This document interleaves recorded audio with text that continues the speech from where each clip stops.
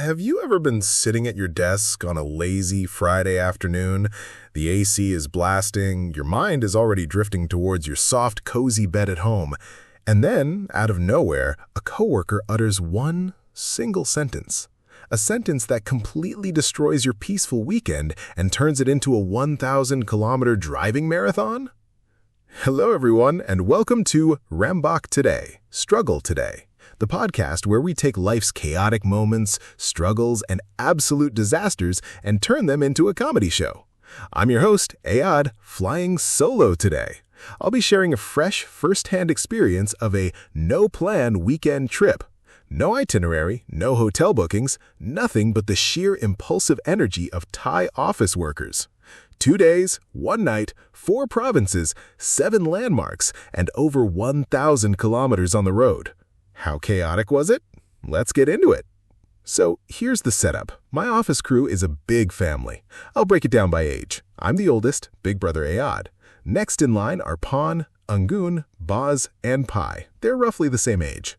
Then we have the younger guys, Pan and Jame. Following them is Yoke, and then we have Nat, who is the only girl in our specific department. Oh, and lastly, Oil, my girlfriend who works in a totally different office. It was late Friday afternoon. Everyone was typing away, pretending to work, when Pai suddenly shouted across the room, "Hey, why don't we go visit Pan's house in Pisanu Lock this Saturday?" Guys, normally getting this group to agree on eating barbecue pork down the street takes 3 days of voting, but Pisanu Lock? Tomorrow? Everyone looked at each other. Pan, whose house we were invading, casually said, "Sure, let's go." Angun chimed in, "Yeah, why not?" Little Nat turned around, "Let me ask Yoke first." Jame and Pan from the next department nodded, "Okay, we're in." Then everyone slowly turned to look at me. The pressure was intense. "What about you, Payad?" Wait, so everyone just agreed to a cross-country road trip in 30 seconds and I'm the only one who hasn't answered? I played hard to get. I told him I'd think about it. Cut to Saturday morning, 7 a.m. I woke up and my impulsive side took over. Screw it, let's go. I woke Oil up, we showered, packed in 10 minutes, and hit the road by 8 a.m. Meanwhile, Pai, Angun, and Boz had already left from Samut Prakan at 7 a.m.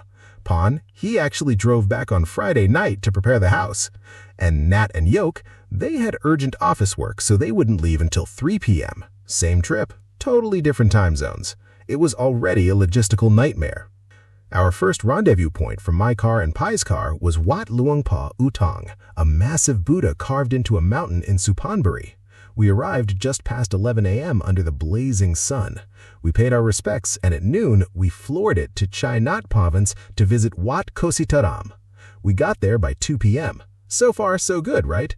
Just a nice spiritual road trip. But hold on, the real entertainment was just getting started. At past 2 p.m., we finally aimed for our main goal, Pisanulok province, specifically Wat Yai, the most famous temple there. We drove, and by the time we hit the province borders, I checked my watch, 6 p.m. The sun was setting and the temple was definitely closed, so we completely scrapped the plan and drove straight to Pan's house. On the way, I called our rear guard, Nat and Yoke. "Hey kids, where are you?"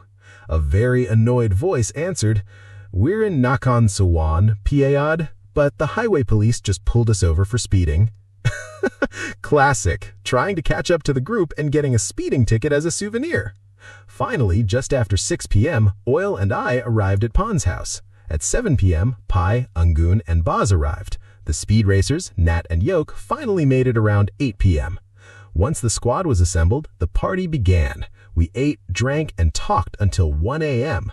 Wait, do you remember from the intro that I mentioned 2 guys named Pan and Jame? Where were they? Well, they bailed. They ghosted the trip.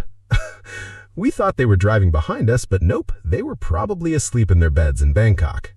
At 1 a.m., we called it a night. Pai, Angun, and Boz crashed at Pan's house, but me, Oil, Nat, and Yoke went to check in to a nearby resort.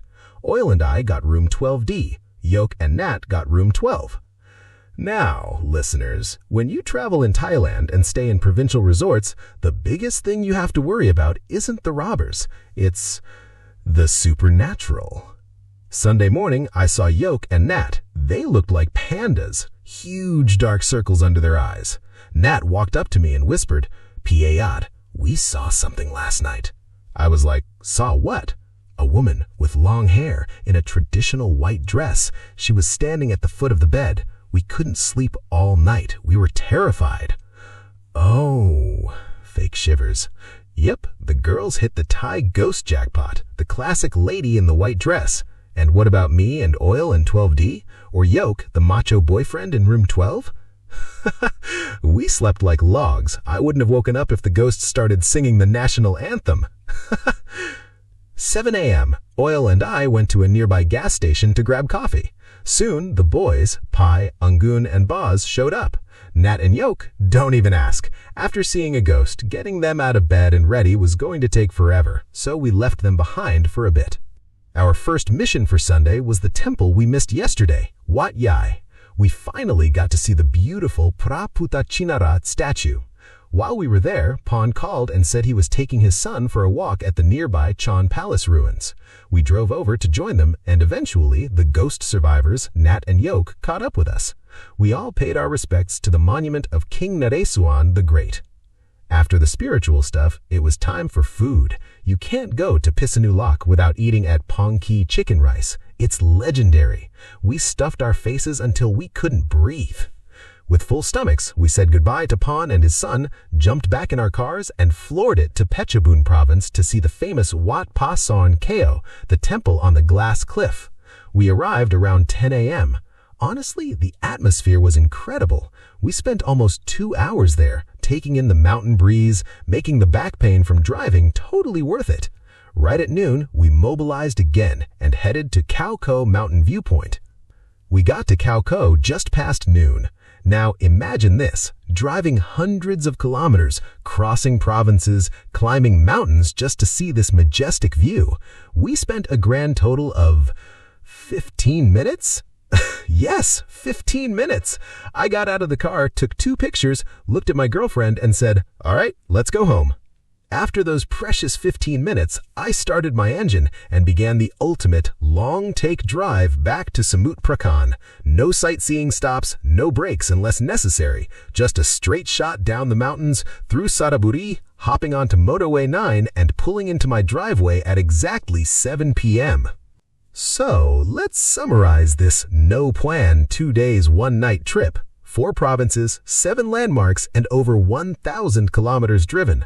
The damage? 3,200 baht for gas and about 4,000 baht for food and souvenirs. As for how much the rest of the crew spent? I have no idea. I only calculate my own wallet so I don't cry. Honestly though, this trip was exhausting. My body aches from the driving, but it was incredibly fun. Just throwing caution to the wind and doing something ridiculously spontaneous with your coworkers is the kind of spice life needs. We're going to be talking about this in the office for years, especially Nat's ghost in room 12. What about you guys? Have you ever gone on a spontaneous road trip that drained your life force but left you with great memories? Drop a comment and let me know. Or if you've stayed at a resort in Pisanulak and saw a woman in white, please whisper the name of the place so I know if it's the same one. Thank you so much for tuning in to my crazy road trip story today. We'll be back with more headaches and hilarity next episode. Whenever there's chaos, there's Rambak Today. See ya!